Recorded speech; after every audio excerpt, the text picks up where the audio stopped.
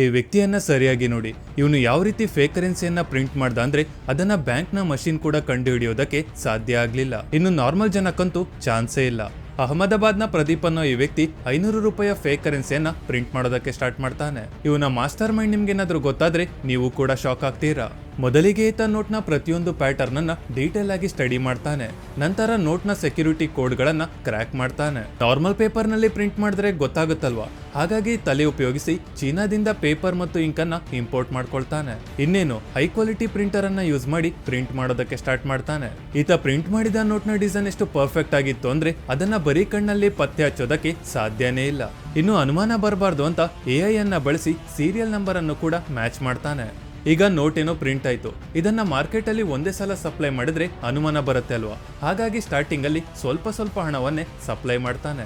ಆದ್ರೆ ಫಾರ್ಚುನರ್ ಕಾರ್ಗೆ ಒಂದಿನ government sticker ಅನ್ನ ಹಾಕೊಂಡು 2 ಕೋಟಿ ಸಪ್ಲೈ ಮಾಡುವಾಗ ತಗ್ಲಾಕೊಳ್ತಾನೆ. ಬೆಕ್ಕು ಕಣ್ಮುಚ್ಕೊಂಡು ಎಷ್ಟು ದಿನ ಹಾಲು ಕುಡಿಯಕ್ ಸಾಧ್ಯ?